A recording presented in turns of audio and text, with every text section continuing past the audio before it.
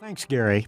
You're listening to Search the Scriptures Daily, a program in which we encourage everyone who desires to know God's truth to look to God's Word for all that is essential for salvation and living one's life in a way that is pleasing to Him. In this first segment of our program, we're discussing Dave Hunt's book, Seeking and Finding God, a book that he wrote primarily as a follow-up to send to people that he met on airplanes or in other places where serious discussions, conversations really about God developed with those who seemed to be truly seeking after God. And Dave, you write in chapter 4, I'll quote,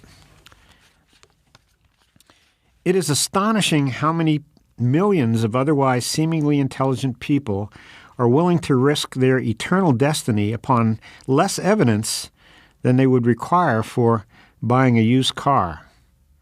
Is that the case? Well, most people, sometimes there are careless people.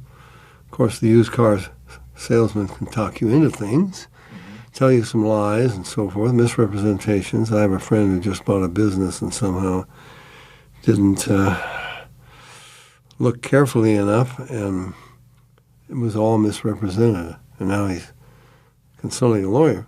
How do you get out of it? But if you head into eternity and you've been believing lies, I don't know, there's no lawyer out there that you can consult. In fact, it's your fault. So, Tom, I meet people all the time like this. One of the arguments I would use with them is, well, you're a businessman, you're intelligent, you went to school, you planned your career, you took your major, and you took your training, and now you're looking to advance in your career, and one day you're heading for retirement, you hope.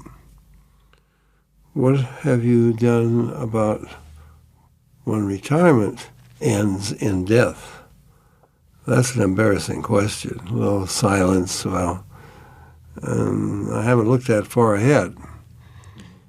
Well, you might consider it, because I can tell you better than most people I sit next to, because I'm so much older.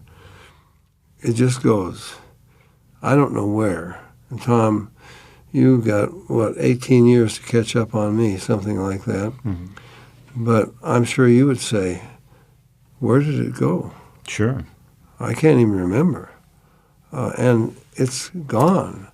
It's like a vapor, James says. Okay, so it's amazing. I'm going to spend eternity. It's much longer than this life, and we can prove it. Why don't people prepare for eternity? Good question. Yeah.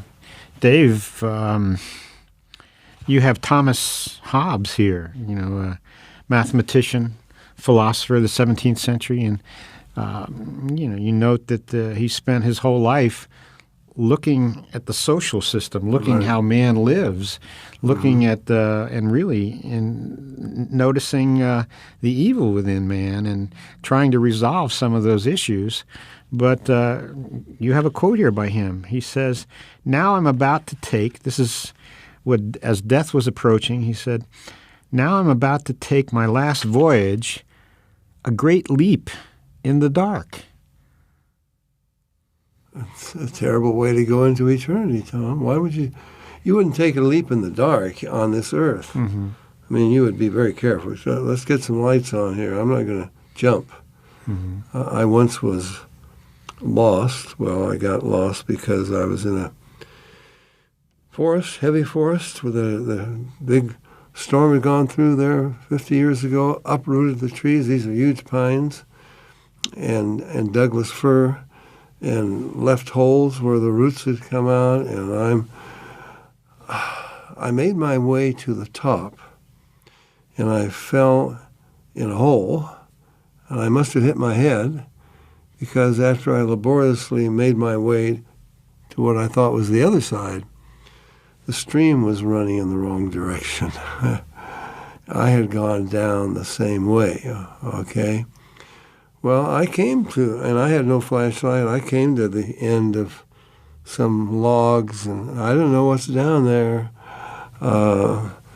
And I'm not going to take a leap, but here's Thomas Hobbes.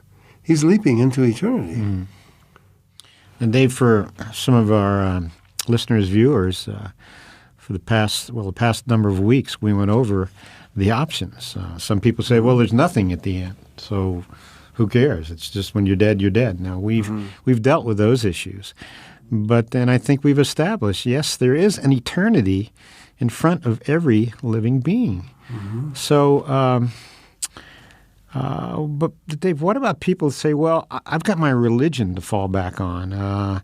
There are lots of religions, lots of ideas, everything from Valhalla to the happy hunting ground to nirvana, moksha, all these things. How do you know that your religion is right? That's the question. Mm-hmm. They contradict one another. Most religions do, unless they're pretty close to Christianity, and then they're talking about Catholicism, for example. And you were Catholic. You know that a Catholic doesn't even know where he's going. Probably going to be purgatory. Well, that's the hope. Right. If indeed purgatory is a reality, which the scriptures don't support that. But how can you be sure as a Catholic that you're not going to commit a mortal sin just before you die? You can't. The Pope couldn't. We've talked about it. We have quotes from archbishops and so on. That's the sin of presumption. At least it used to be. Well, I quoted in, I don't know whether it's in this book, probably not, another one. I quoted Cardinal O'Connor from New York, and this was from the Wall Street Journal. And they quoted him as saying, I don't know where I'm going when I die. The Pope, that was John Paul II then, the Pope doesn't know, neither does Mother Teresa know. Well, I would say if the Pope doesn't know where he's going, I mean, what about his followers? The Pope was just here, the new Pope. He did leave a blessing for peace and so forth. It's not going to bring peace. Now, if they don't even know where they're going when they die, how can you be sure? Well, they know where they want to go, but there's no assurance. Right. That's the belief of Roman Catholicism. Right. But the problem is they're trusting the church to get them there. And Jesus Christ said, I am the way, the truth, the life. No man comes to the Father but by me. Mm-hmm. Now, you better, Tom, I was sitting next to a couple of Catholics, husband and wife, and on the plane, they got a little upset because they thought I was a priest studying the Bible and so forth. And which, Dave, seriously, that doesn't happen too often. Right. Not that there aren't exceptions, but they would be exceptions. Be a prayer book. Mm-hmm. Well, maybe they didn't look closely. They thought it was a prayer book. But they wanted to know, are you a priest? Oh, you're a pastor? No, what are you doing? Well, I'm doing some research, and I said, I can tell you're Catholics, and in fact, I have right here in my file a letter from a Catholic lady.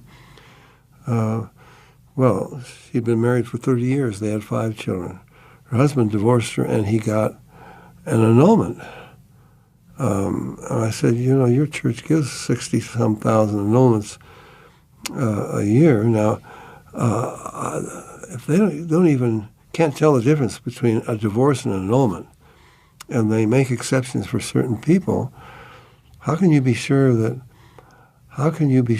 they're right when they tell you how to get to heaven?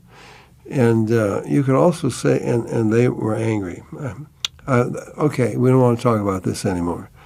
It's like a person says, don't confuse me with facts, my mind is made up. It's a very uncomfortable subject, and death is very uncomfortable for a lot of people. Well, then maybe we better face it. Mm-hmm. Well, Dave... For more information about the Berean Call, call us toll-free at our order number or visit our website